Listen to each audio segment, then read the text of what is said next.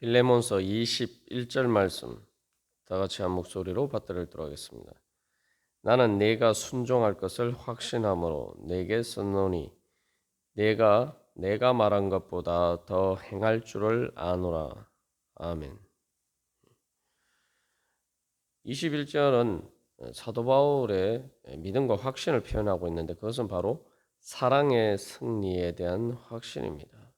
사랑으로 강구했는데 그 사랑의 강구에 대해서 빌레몬이 그것에 대해서 순종하고 이는 그것은 바로 사랑의 승리죠. 그리고 또한 바울이 말한 것보다 더 이렇게 빌레몬이 순종한다면은 그것은 넉넉히 이기는 것입니다. 넉넉히 이기는 사랑의 충만한 승리입니다. 그래서 이제 로마서 8장에서 사도 바울은 하나님께서 예수 그리스도를 통해서 우리를 구원하시고자 하시는 그 사랑이 넉넉히 이긴다. 충분히 이긴다. 그래서 뭐 그냥 이게 어쩌다 겨우 이기는 정도가 아니라 확실하게 이긴다는 거죠. 그러니까 이미 승리가 확정이 된 것이나 마찬가지다. 이제 그런 의미입니다. 그래서 이 결국 빌레몬이 단순히 사도 바울이 말한 것보다 더 이렇게 사도 바울의 그 사랑의 마음을 알고 또 사도 바울을 통해서 하나님께서 또한 오네시모를 어떻게 사랑하시는지 알고 그것을 따라서 행하면은 결국 그 하나님께서 바울을 통해서 하시고자 하시는 이루고자 하시는 하나님의 그 사랑이 이루어지는 거죠. 예. 그래서 우리가 어떤 그 마을에 따르게 되면은 그것은 바로 그 사람에게 안식을 줍니다. 그 사람이 말한 것보다 더 이렇게 행하게 되면은 단순한 안식을 넘어서 이제 충전을 주게 되는 것이죠. 우리가 바로 이 하나님 아버지께 또한 안식과 충전을 드릴 수 있다는 것입니다. 뭐 하나님께서 이미 안식하시고 하나님께서 평안하시고 하나님께서 모든 것으로 충만하신데 무슨 말이냐, 뭐 어폐가 있다. 우리가 이렇게 생각할 수 있는데 그것은 이제 하나님과 우리와의 관계에서죠. 우리가 하나님께 불순종하면은 하나님의 마음이 아프시단 말이죠. 우리가 뭐 부모가 자녀에게 무엇을 이야기를 했는데 그 자녀가 청개구리처럼 불순종하면은 부모의 마음이 얼마나 아픕니까? 그러나 그 말을 잘 따르면은 얼마나 부모의 마음이 평안해지고 말 그대로 이제 안식을 얻는 거죠. 그리고 충전도 마찬가지입니다. 예. 그래서 충전이라는 것은 다른 말로 하면 충만인데 말한 것보다 더 행하면은 마음이 단순히 기쁜 것 단순히 내 말을 들어서 하여 안심이 된다 이런 것을 넘어서 더 이렇게 마음이 기쁘게 되죠.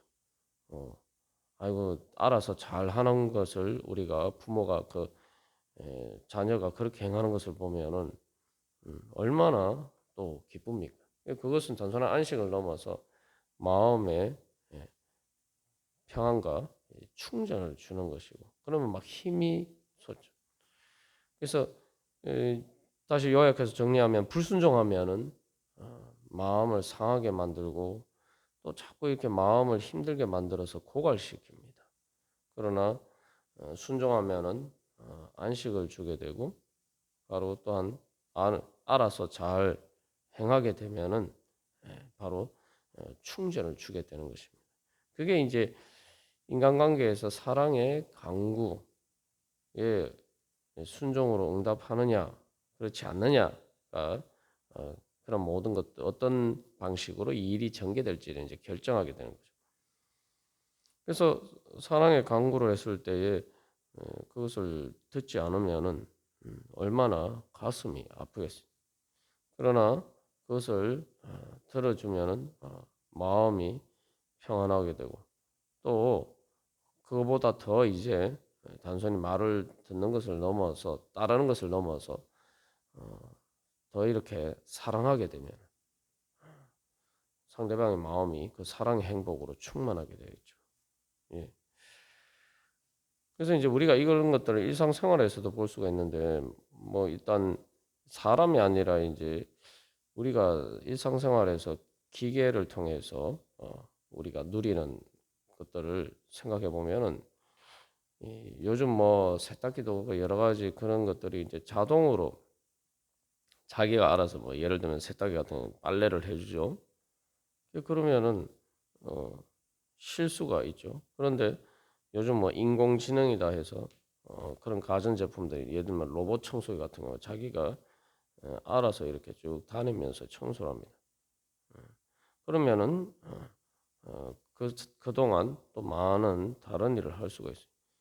그뭐 기계도 사실 우리의 삶의 편의를 가져다 주는 것도 보면은 결국 이제 알아서 하는 거죠. 예, 뭐 기계 예를 들어서 좀 이렇게 어 우리가 불편할 수가 있습니다만 이제 이게 그 순종이라는 것이 이제 관계에서 어떤 것을 보여주는지 우리가 현실에서 이제 그런 것을 통해 잘 알 수가 있죠. 이게 인격적인 관계에서는 이제 그런데 단순히 뭐 우리가 기계를 조정하는 것처럼 일방적으로 이제 조정하는 게 아니기 때문에 이게 인격적인 관계에서는 이게 훨씬 어렵죠. 예?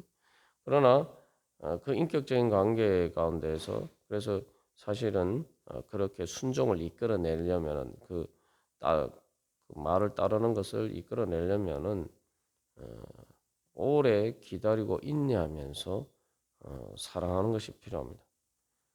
그래서 사실 이제 사랑 받으려면 사랑을 이루려면은 어, 훨씬 많은 이렇게 노력이 투자가 되죠. 그러나 그것을 통해서 얻는 이익은 사실 뭐 기계를 통해서 우리가 편리함을 얻는 것과는 사실은 비교가 할 수 없는 이제 행복을 누리게 되죠. 그래서 인격적인 관계에서 누리는 그 안식과 충전은 바로 행복입니다. 사랑의 행복이죠. 예. 그래서 그 사랑의 행복이라는 것은 인격적인 관계에서는 이제 기계와의 그런 이 관계와 달리 이제 상대방이 나를 사랑하는 마음으로 인격적인 주체로서 나를 사랑할 때, 그 사랑의 자유로 행할 때에 우리가 그러한 사랑 행복을 누릴 수가 있습니다. 그래서 이제 요한복음 21장에서 이제 예수님께서 부활하신 후에 베드로와 제자들을 다시 찾아가셔서 만나셨을 때에 그 예수님께서 물으시는 질문이 두 가지가 있죠. 첫 번째, 내가 나를 사랑하느냐? 그렇게 거기에 대해서 베드로가 응답했을 때에 예수님께서 그 다음에 무엇이라고 말씀하십니까? 너는 나를 따르라. 이제 그 마지막 이제 부활하신 예수님과 베드로와의 대화가 보여주는 것은 이게 순종의 문제가 우리가 그냥 단순히 뭐 명령에 복종하고 이런 문제라고 생각합니다만 진정한 순종의 문제, 즉 예수님을 따라가는 문제는 바로 예수님을 사랑하느냐의 문제.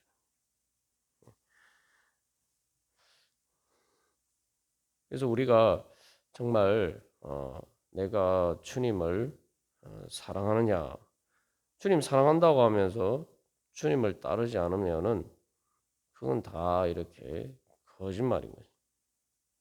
우리가 진짜 주님을 사랑하느냐를 그것을 통해서 검증을 해봐야 됩니다. 그래서 베드로도 예수님을 사랑한다.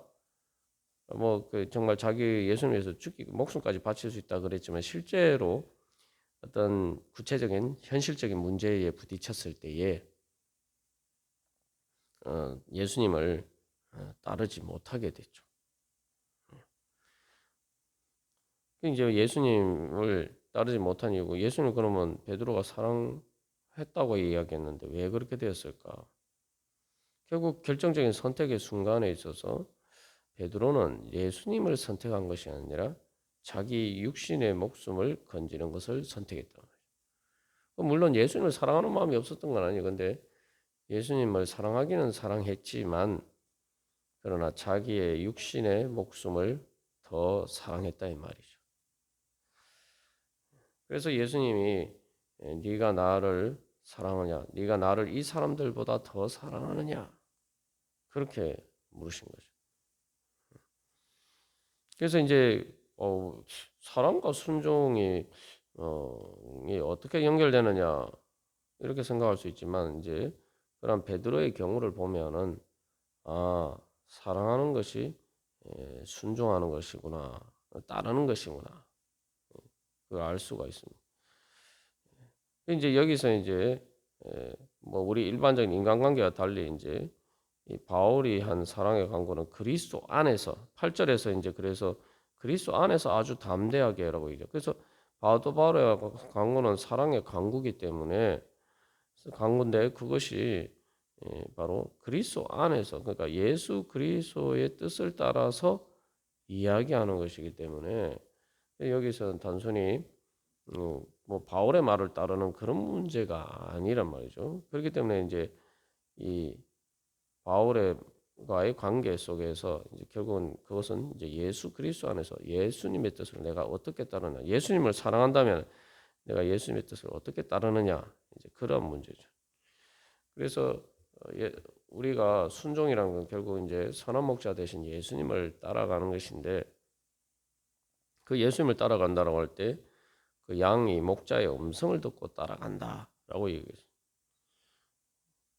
그러니까 사랑의 강구라는 것을 믿어야지만 따라갈 수가 있어요. 우리가 그런 걸 이제 잘 분별해야 돼. 그러니까 무조건 뭐 아무 말이나 우리가 따라가면 안 되죠. 사랑의 강구가 되려면은 사랑이라는 건 상대방의 유익을 위하는 것인데 진짜 내 이익을 위하는 것이 무엇인가? 진리, 그게 이제 진리죠. 진짜 내 이익을 위하는 것이 진짜 나에게 이익이 되는 것, 그게 진리. 그리고 의를 따라서 가느냐. 사랑의 강구라고 할 때 뭐 우리가 실제로 뭐 자기가 속인다는 사실을 알지 못하면서도 사랑의 강구인 것처럼 말하는 그러한 목소리들이 많아요. 그러나 진짜 사랑의 강구가 되면서 상대방의 사랑이라는 건 상대방의 유익을 위하는 것이기 때문에 진짜 그것이 이익이 되느냐, 상대방을 유익하게 하는 일이냐.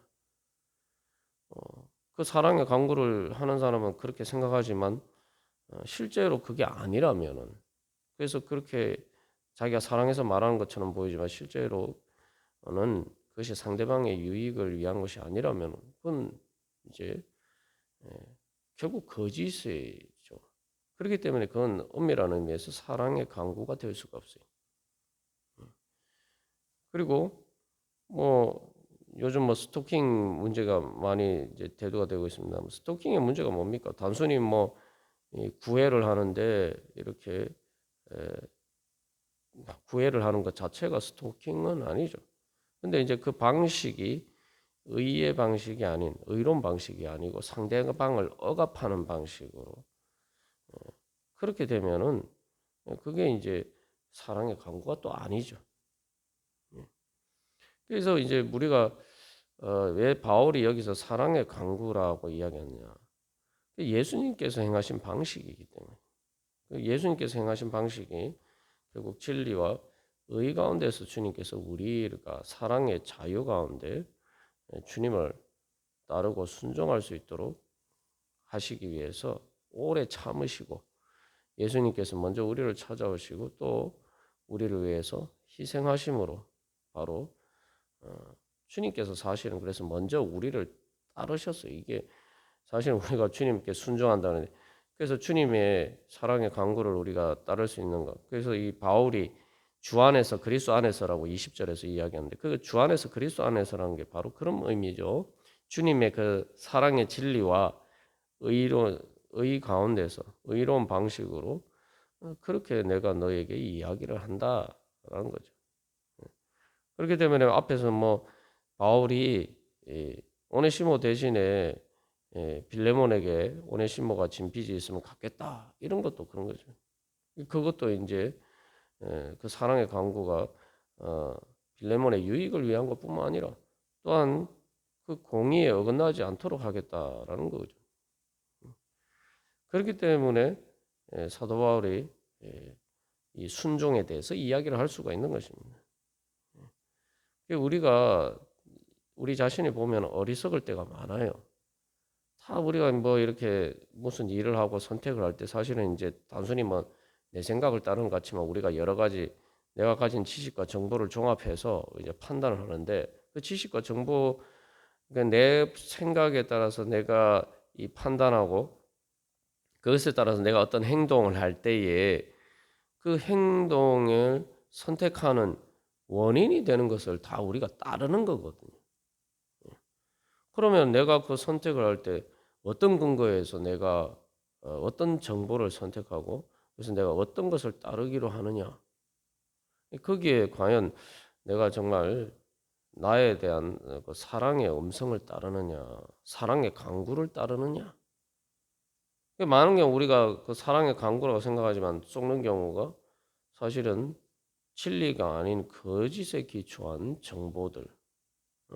또한 그것이 뭐 그 자체로는 거짓이 아닌데 뭐 하나님과의 관계에서 또 더 큰 맥락에서 그것을 이제 잘못 적용했을 때부터 거짓이 되는 문제가 있고 또 그런 것 자체가 또 거짓이 아닌 것처럼 보여도 또 이제 의로운 방식이 아닌 그러한 것들을 우리가 따를 때가 많다 이 말이죠.